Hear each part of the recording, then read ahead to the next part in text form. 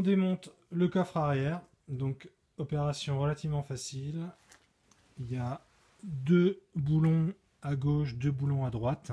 Vous avez des vis de fixation au niveau des charnières ici. Moi je préconise de démonter ces boulons de 10. Hein, vous prenez un cliquet avec une douille de 10.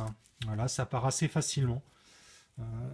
Et deuxième chose à démonter, vous en avez donc 2 de chaque côté, vous basculez et en fonction du modèle que vous avez, donc vous avez ici. Attention, vos boulons sont fixés sur une petite plaque métallique, donc ça ne tourne pas dans le vide. Par contre, ici vous pouvez voir, quand vous avez fini de démonter, vous avez votre petite plaque qui est ici. Voilà. Voilà. Donc on attaque la suite, on va attaquer l'arrière. Alors il y a des points de fixation ici, ça a l'air donc de tenir par la fixation de la malle arrière. Donc on va regarder ça de plus près. Ici ça n'a pas l'air de tenir à quoi que ce soit. Et ce qui est étrange, normalement je pense qu'il doit y avoir des rivets qui sont ici riftés sur la caisse arrière, sur la structure tubulaire. Donc ce qui veut dire que l'arrière a été changé et donc ça n'a pas été rifté. Bon, voilà. Donc, ce qui explique aussi la différence de couleur. Allons voir donc derrière ce qu'il y a, comment ça fonctionne. Donc nous voici derrière et en effet ce qu'on peut voir c'est que ici il y a donc un petit renfort, petite barre métallique qui vient donc se loger entre donc la structure arrière et une sorte d'équerre pareil en métal. Donc on va dévisser ça et donc normalement notre arrière devrait venir assez facilement. Et ici nous avons donc les feux, pareil, on devrait pouvoir revoir ce qui a été défait, refait. Bon, il y a des dominos, bon, pas très catholique tout ça, mais bon, on verra, on va voir normalement. Donc attention à ces étapes qui paraissent toutes simples. Donc vous avez 2 boulons de 8 que vous enlevez avec un cliquet. Alors quand vous les défaites, donc ça vient quand même assez facilement. Sinon vous mettez un petit coup de dégrippant par l'intérieur ici. Donc attention parce que vous avez cette petite cale métallique qui est pareil, on peut le voir, fileté et permet justement de positionner ici, donc faire en sorte que ça tienne par rapport à l'autre axe avec un effet de renfort. Et donc ne les perdez pas dans le démontage, c'est hyper important. Côté droit, remontage. Vous aurez à enlever le bouchon de réservoir qui ici donc gêne avec le joint. Donc on va les enlever, ce bouchon de réservoir qui nous empêche de passer. Voilà. Donc repérez bien tous vos fils, clignotants, masse, etc. Marquez bien dessus parce que quand on le démonte, ça a l'air tout simple. Voilà. Donc ça y est, c'est enlevé.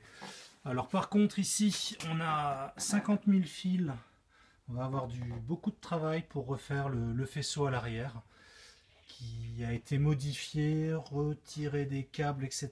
Donc on refera quelque chose de propre. Une fois que l'arrière, les côtés sont enlevés, on peut s'attaquer au reste. Donc d'enlever la bassine. Donc la bassine c'est toute la partie ici qui repose sur à la fois le châssis et la structure tubulaire. Donc ici normalement c'est rifté, ici c'est pas le cas, donc on peut soulever aisément comme vous pouvez le voir. Ici sur le côté c'est rifté, toujours hein, de ce côté là c'est rifté sur la partie du châssis, mais châssis tubulaire, mais qui ici n'est plus en état de soutenir quoi que ce soit, et donc j'ai d'ores et déjà enlevé l'autre morceau ici au bout. Donc voilà, donc ici ça c'est bon. Donc voyons voir de l'autre côté. De l'autre côté, donc ça tient sur les côtés ici, avec les rivets qu'on a enlevés pour défaire les côtés là. Vous voyez, pareil, ça tient plus à grand chose. Voilà, ça tout casse. Donc on fera bien de changer la structure tubulaire Et donc après, pour s'attaquer au reste, il faut démonter les sièges et l'avant du véhicule avec le tableau de bord. La suite pour démonter la bassine, donc c'est d'enlever les sièges. Donc à partir du moment où vous enlevez les sièges, vous pouvez soulever jusqu'à l'avant. Et donc après, il ne restera plus que le pédalier, la colonne de direction et tout ce qu'il peut y avoir au niveau du tableau de bord. Alors je vais voir si j'enlève tout ou si j'arrive à faire sauter avec le châssis tubulaire qui de toute façon est foutu. Donc comme ça me ferait gagner du temps pour le démontage et je pourrais directement enlever le reste du châssis. Nous arrivons sur la partie un peu plus complexe qui est le démontage de l'avant. Donc à savoir, nous avons le bas de la baie de pare-brise, donc la fixation du pare-brise qui est prise emmanchée dans les fixations tubulaires ici. Donc comme ça ne veut pas venir, je vais prendre le parti de disquer ma structure tubulaire qui de toute façon pour ma part est foutue. Voilà, elle est complètement corrodée. Voilà, hein, il nous manque des morceaux des parties. Donc on va en remettre une neuve. Donc on va pas s'embêter, on va gagner du temps en disquant directement et en l'enlevant après directement sur la partie entière ici et l'enlever d'un seul morceau. Alors pour ce faire, il faut déconnecter tout, hein, donc le témoin de charge, tout le faisceau, le frein à main ainsi que le levier de vitesse, enfin voilà tout ça. Donc je vais m'apprêter à faire ça et s'il y a des difficultés dans le démontage, je vous ferai un petit mémo vidéo. Petite astuce dans votre démontage, quand vous attaquez le compteur, vous allez être confronté à certainement ce que des vis tournent dans le vide. Donc vous soulevez légèrement ici pour faire une force, une pression dessus et vous mettez dans l'angle. Donc ici par exemple j'ai un angle mais j'ai plus de vis. De l'autre côté pareil, vous la voyez là-bas. Vous mettez votre tournevis cruciforme, vous tenez comme ça et vous desserrez et ça vient tout seul. C'est enlevé.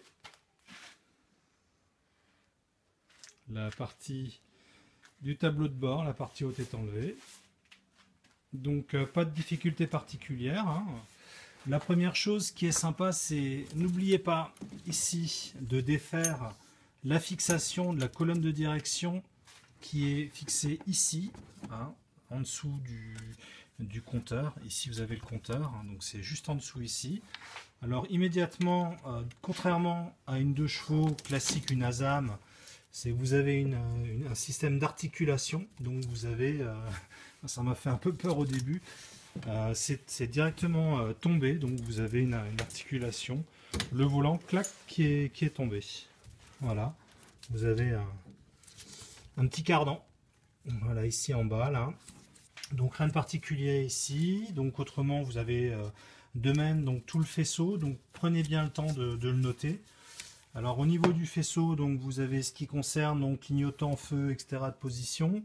Vous avez la partie du chargeur, ici le chargeur que j'ai pu noter ici avec les différentes couleurs, rien de particulier.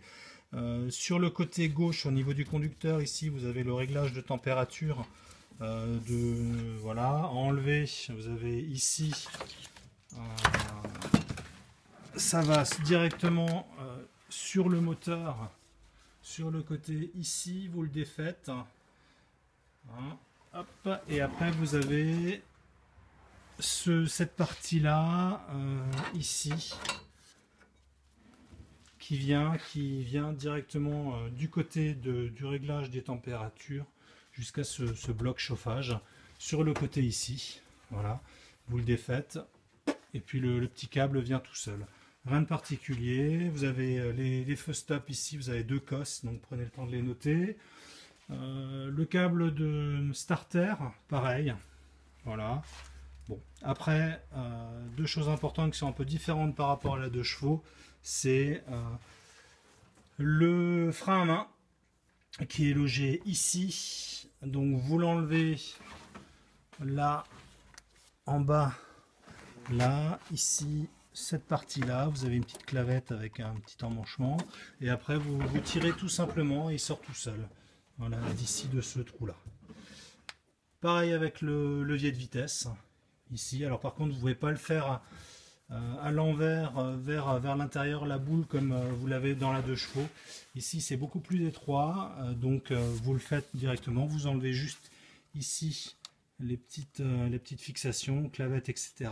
Hop, et puis après, vous le tirez, vous le sortez. C'est tout pour cette partie-là. Comme je vous ai dit, moi j'ai disqué les 2 côtés. Alors pour disquer, pour l'enlever plus facilement, donc vous avez un endroit qui est à la jonction entre le croisement d'une tubulure vers le haut et vers le côté. Voilà, moi tout est foutu ici, donc c'est pas possible. Voilà, donc on va s'attaquer au reste, qui est la bassine. Voici la bassine complètement enlevée. Donc on trouve notre châssis tubulaire ainsi que le châssis du véhicule mis à nu. Donc il va y avoir un gros travail de nettoyage et de démontage. On va devoir démonter donc le châssis tubulaire. On verra ça ensemble au cours d'une vidéo, enfin du moins ce qu'il en reste. Donc voilà. J'ai laissé la colonne de direction pour le moment. J'ai contourné en découpant la bassine, vu que de toute façon on va pas la garder, on la change. Voilà, donc pour pouvoir gagner un peu de temps. Voilà, donc retrouver les morceaux ici. Voilà la bassine découpée devant. Ici, comme ça a pu sortir tranquillement. Voilà, je vous laisse regarder.